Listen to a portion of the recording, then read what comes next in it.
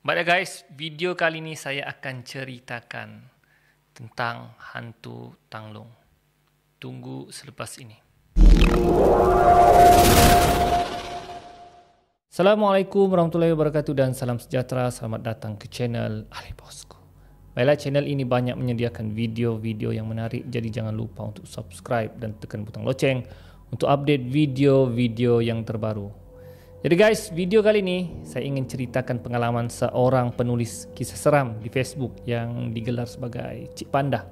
Okey, dia ceritakan pengalaman dia berjumpa dengan hantu Tanglung. Jom kita mulakan cerita. Kisahnya bermula apabila dia masa tu masih bersekolah, okey, dan dikatakan dia mengikuti satu pertandingan lah di sekolah dia untuk menghias Tanglung atau buat Tanglung. Jadi dia terujalah dan minat dengan perhiasan Tanglung ni. Untuk pengetahuan anda, ya, pesta Tanglung ni disambut oleh bangsa Cina, oleh orang Cina. Setiap bulan ada bulan tertentulah, dan pada 15 hari bulan, masa tu bulan sangat penuh. Dan kebiasaan pada zaman dahulu golongan bangsawan, Tanglung-tanglung mereka dihias dengan cantik dan mewah. Berbanding orang biasa, rakyat biasa, Tanglung dia hanya biasa. Tapi zaman sekarang semakin moden. Tanglung sudah macam-macam hiasan, macam-macam bentuk. Kalau di tempat saya, kalau ada pesta Tanglung guys, memang sangat meriah. Sebab kalau di tempat saya Tawau, kaum Cina boleh dikatakan agak ramai juga. Jadi kalau ada pesta Tanglung, memang sangat meriah. Dan kadang-kadang saya akan bawa family saya juga untuk melihat Tanglung-tanglung yang dihias. Yang macam berbagai bentuk. Ada bentuk naga, ada bentuk kapal, ada bentuk haiwan. So memang sangat cantik lah. Begitulah cerita si Siti ni. Okay. Kebetulan dia ada jiran Cina jugalah. Ya, jiran orang Cina namanya Fanny. Okay. Tapi si Fanny ni, keluarga dia tidak menyambutlah pesta Tanglung ni. Tapi dia teruja juga untuk membantu si Siti hias, ya, buat Tanglung untuk pertandingan sekolahnya. Jadi masa tu mereka menghias pada waktu malam lah, sambil bercerita tentang cara hias Tanglung. Dan di depan rumah si Fanny ni ada satu rumah orang Cina, cuma disewakan kepada satu pengurus dari Jepun, ya, dia menyewa rumah tersebut. Jadi malam sudah lanjut, jadi si Fanny pun pulang ke rumah. Tinggallah si Siti lagi masih meneruskan, menghias Tanglung yang dibuatnya. Tengah-tengah dia buat Tanglung tu, tiba-tiba rumah orang Jepun yang menyewa tu ada Tanglung digantung. Ada macam 4-5 begitulah Tanglung, dan sangat cantik. Si Siti sangat teruja melihat Tanglung tersebut. Dan memang dia tengok Tanglung tu klasik kerana lampu dalam Tanglung tersebut menggunakan lilin. Sebab biasanya Tanglung pada hari ini kebanyakannya menggunakan mentol dan bateri. Tapi Tanglung yang dia nampak ni gunakan lilin. Memang cantik guys. Dia cakap memang cantik. Dia teruja.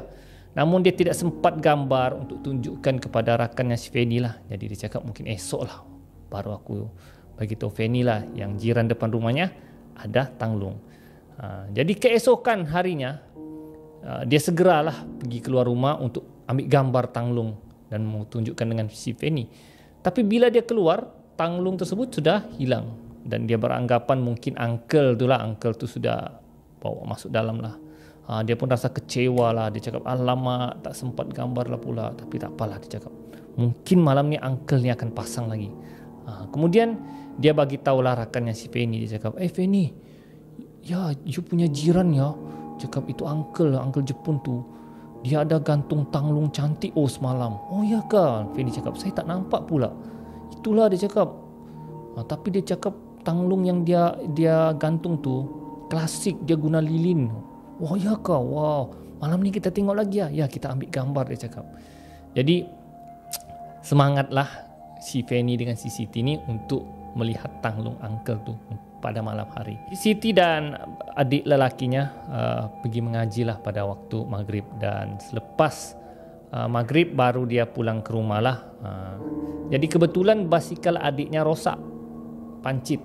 Jadi mereka ambil inisiatif untuk jalan kaki sama-sama sambil sorong basikal. Tiba-tiba si adik si Siti ni lari laju. Dia kata, kenapa adikmu lari tu Siti laju? Tak tahulah dia cakap. Jadi orang pun kejar lah, tapi kejar biasa sajalah. Adiknya lari pecut terus lari masuk ke rumah. Jadi si Siti hanya kejar pelan-pelan lah, dan kawan-kawannya balik ke rumah dan si Siti pun menuju ke rumah. Tapi adiknya sudah masuk ke dalam rumah secara tiba-tiba, pulang dari mengaji tiba-tiba terus laju lari.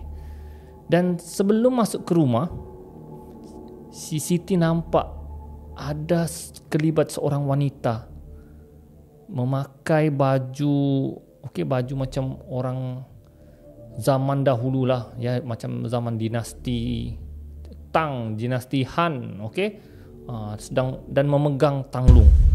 Dan tanglung tu sangat cantik. Dan tanglung yang semalam dia nampak pun ada digantung. Dan dia heran, kakak tu siapa pula, dia cakap kan perempuan tu tidak pernah nampak. So memang sangat cantik lah, sangat cantik, ya.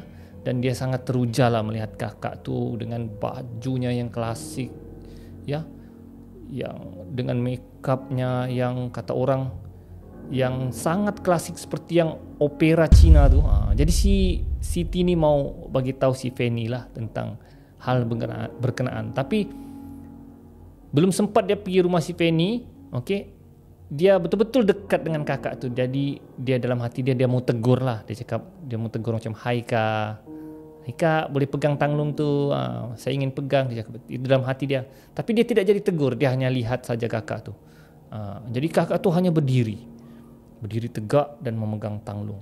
Tapi yang herannya, dia cakap tanglung tu dia tidak bergerak. Biasanya kan tanglung dia kalau ditiup angin dia akan bergerak, tapi tanglung tu hanya statik, tidak bergerak. Begitu juga yang tanglung dipegang oleh kakak tersebut.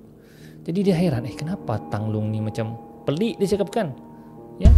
Tiba-tiba kakak yang memegang tanglung tu memandang dia, dan kemudian senyum. Dia terkejut lah, kakak tu senyum. Tapi dia tidak peduli lagi lah, dia pun balas senyuman kakak tu lah, dia balas. Lepas tu dia rasa ragu-ragu, macam seram pula kakak ni, dia cakap. Jadi dia pun segera masuk ke dalam rumah. Dia masuk dalam ke rumah, dia mau message Fanny, dia cakap ada tanglung yang semalam tu lah yang dia nampak. Jadi masa dia masuk ke bilik dan dia pun message lah rakan dia si Fanny, dia cakap, Fanny, you sudah tengok kalanya tanglung yang uncle di depan tu, dia cakap. Ada kakak cantik juga di depan tu tengah pegang tanglung. Si Fanny terus message, dia cakap, weh Siti, you jangan tengok, dia cakap. Itu depan rumah uncle tu ada hantu, dia cakap. Saya sudah takut mau tengok, dia cakap. Jadi si Siti pun heran, hantu apa, dia cakap. Jangan tengok, dia cakap. Itu kakak belinya bukan orang, itu hantu, dia cakap. Dia cakap. Siti cakap, mustahil lah hantu. Aku nampak lagi depan, dia cakap. Memang manusia bukan hantu. Jangan, aku takut sudah lah, malam ni aku tidur bilik nenek aku, dia cakap. Jadi si Siti ketawa lah, dia cakap, penakut juga dengan Fanny ni. Ada pula itu, dia cakap hantu. Jadi dia pergi tengok lah. Si Siti tidak puas hati, dia pergi tengok. Dan bila dia tengok, kakak tu sudah masuk ke dalam rumah. Dan dia tengok Uncle Jepun tu hidupkan kereta dan jalan. Jadi si Siti beranggapan memang manusia lah, mungkin dia masuk ke rumah ikut Uncle Jepun tu pergi ke pesta tanglung. Jadi dia tidak hirau lah, dia masih gelakkan si Fanny yang ketakutan dengan kakak yang pegang tanglung tu.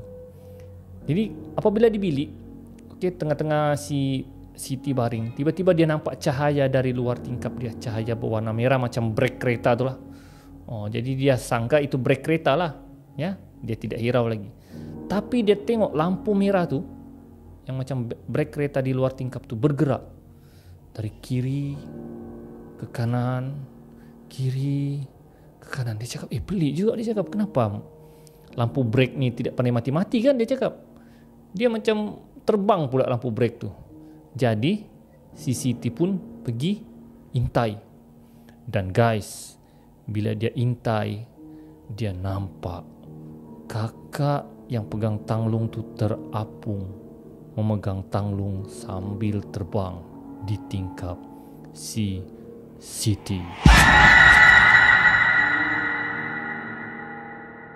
Siti pun yang terkejut, dia tergamam melihat kakak yang dia nampak di bawah tadi itu terbang sambil pegang tanglung di tingkap, dan sambil melihat dia dengan muka dia yang macam opera Cina, baju dia macam yang zaman dahulu, terbang dengan tanglung merah, terbang ke kiri kanan di tingkap si Siti. Si Siti apalagi bergegar ketakutan, lari menuju ke bilik adik dia, adik lelaki dia. Pum, dia masuk ke bilik adik lelaki. Adik lelaki dia cakap terus, kenapa kak lari? Kakak nampak hantu tanglung kah? Kakak dia terkejut. Macam mana kau tahu? Dia cakap. Kak, dia cakap, hantu tanglung tu dia ikut kita dari kita tempat mengaji lagi. Sebab itulah saya lari. Patutlah adik yang lari. Rupanya adik sudah memang nampak hantu tanglung tu ikut. Jadi dia beritahu adik dia lah, hantu tanglung tu ada di luar tingkap bilik dia. Dia cakap, sudahlah kak, orangnya diam je lah. Tiba-tiba lampu tu mengejar pergi ke bilik adiknya, dan dia dengan adik yang nampak lampu tanglung tu betul-betul di luar biliknya. Ketakutan dua-dua, berpelukanlah adik-beradik ni. Dan dia dengar suara kakak tu memanggil nama Siti. Siti, Siti.